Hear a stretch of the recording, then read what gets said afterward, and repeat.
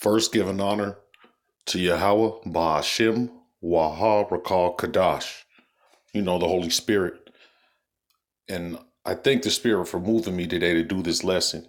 I like to start this lesson off with a prayer. Dear Yahweh in heaven, look down upon your servant and see my affliction.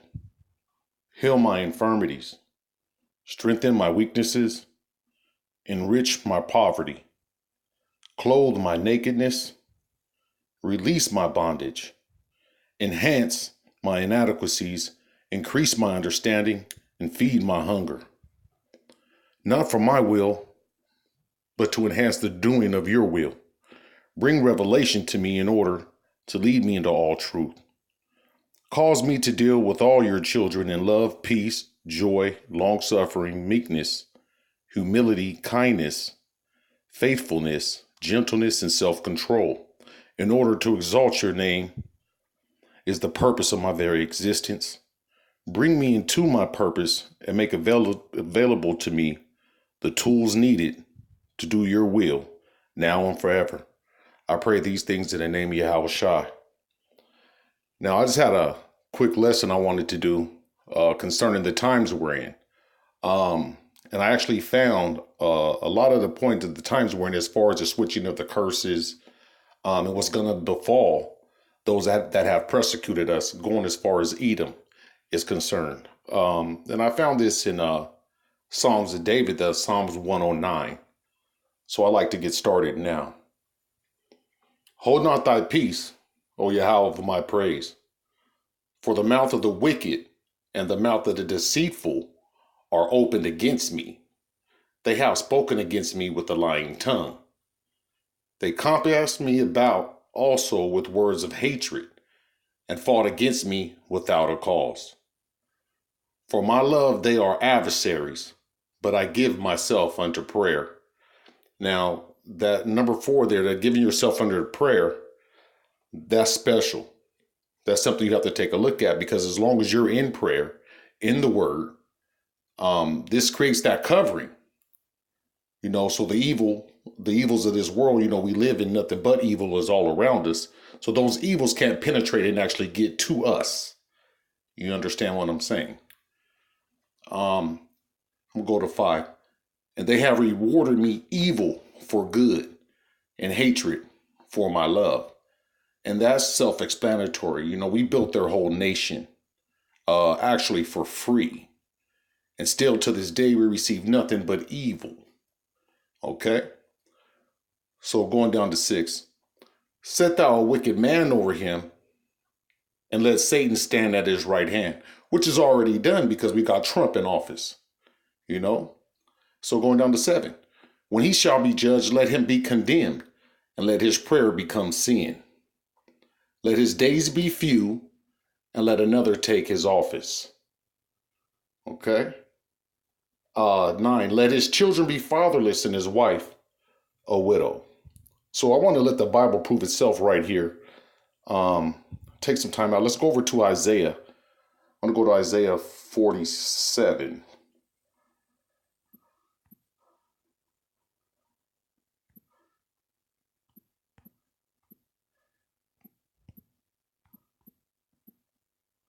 Okay, Isaiah 47. And I'm going to let's start it down at about 7, 8. Now this is concerning Edom. Therefore hear now this, thou that art given unto pleasures, that dwellest carelessly, that sayest in thy heart, I am, and none else beside me. I shall not sit as a widow, neither shall I know the loss of children. 9. But these 2 things shall come to thee in a moment, in one day, the loss of children and widowhood. They shall come upon thee in their perfection, for the multitude of thy sorceries, and for the great abundance of thine enchantments. So even though this nation of Edom feels that they're on top, they'll never take any losses, well, the word has something different for them. So at this point, let's go ahead and go back to Psalms 109.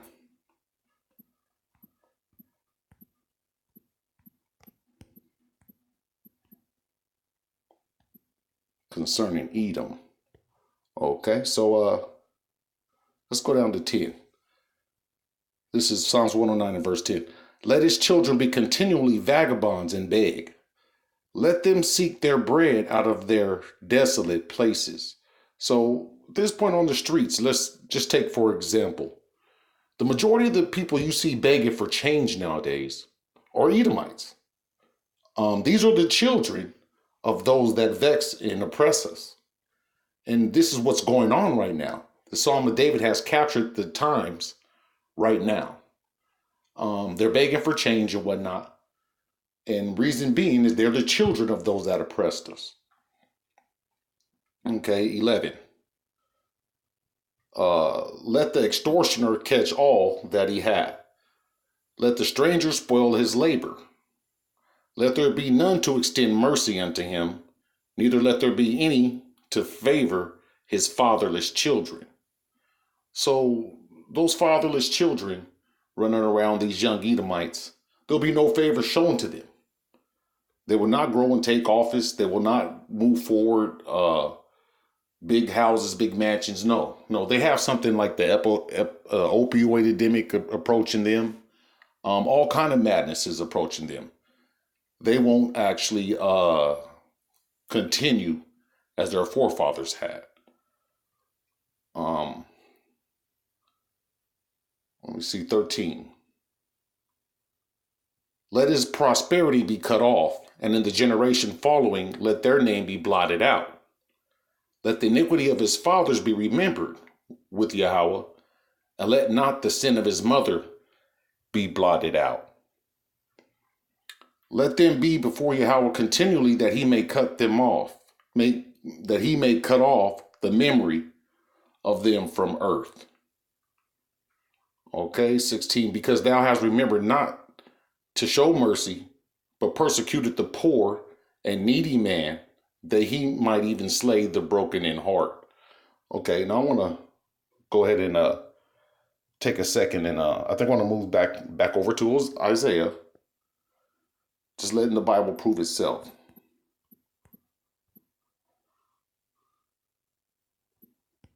Go to Isaiah 14. And let me take a look about 21. Prepare slaughter for his children for the iniquity of their fathers, that they do not rise nor possess the land nor fill the face of the world with cities. For I will rise up against them, saith Yahweh of hosts, and cut off from Babylon the name, the remnant and son and nephew, saith Yahweh. So once you start cutting the men off of a nation, the nation is pretty much dead. We all understand that. So let's go back to Psalms 109 and continue. I think I left off at about 16. Okay, 17. As he loved cursing, so let it come unto him. As he delighted not in blessing, so let it be far from him. 18. As he clothed himself with cursing, like as with his garment, so let it come into his bowels like water, and like oil into his bones. Okay, so that's a good point. I want to let the Bible prove itself on that one. So let's go over to Deuteronomy, just to let it prove there.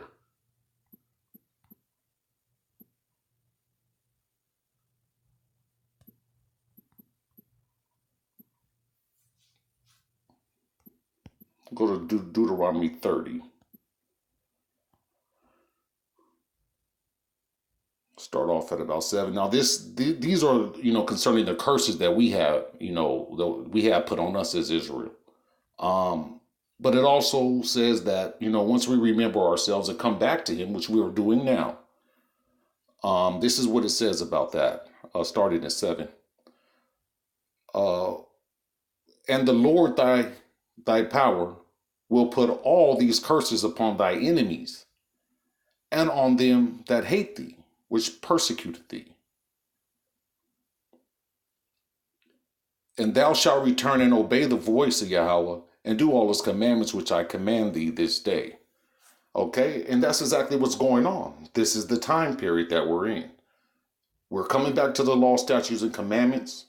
We're those dry bones that the sinews are being put back, the flesh is being put over us. We're standing up on our feet. And as we do this day by day, I can't help but notice that these curses that we once had are being transferred over to Edom. You understand? So they're the ones that are being cursed at this point, with the same curses that we had. Let's go back to Psalms real quick. Sorry about that. Salakia.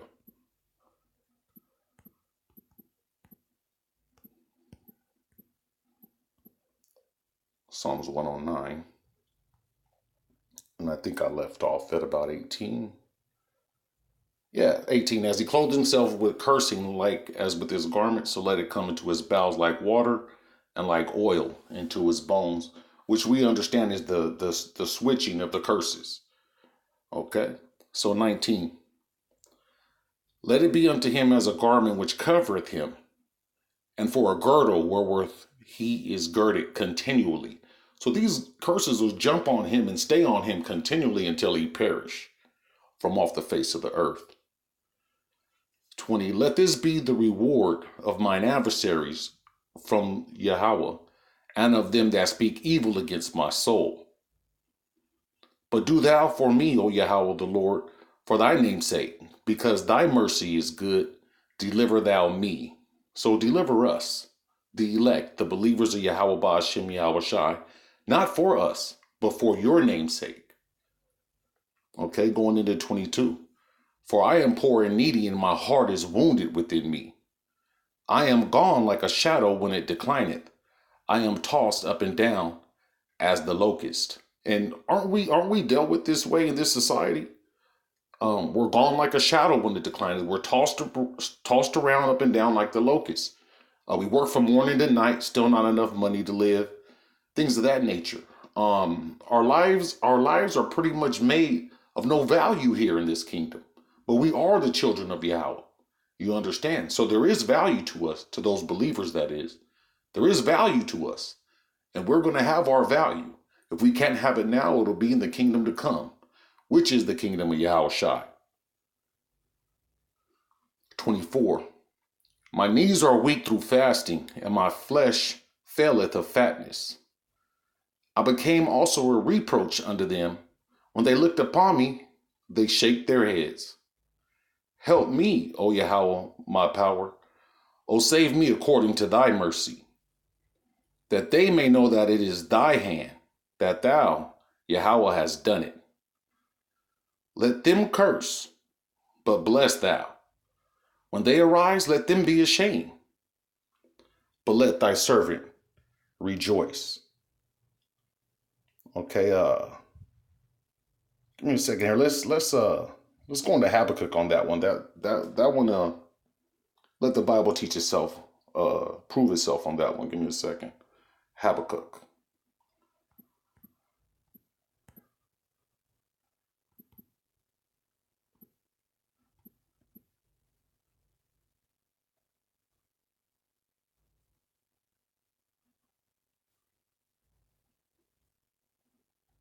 Okay, I see Habakkuk is not in, I don't see Habakkuk actually here in my blue letter. Give me a second. Let me grab the actual Bible and pull that up. Just bear with me a second.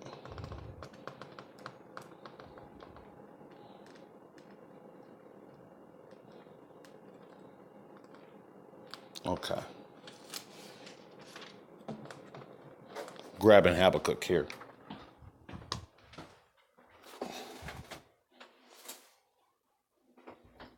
So this is Habakkuk. I want to go over to Habakkuk 2. I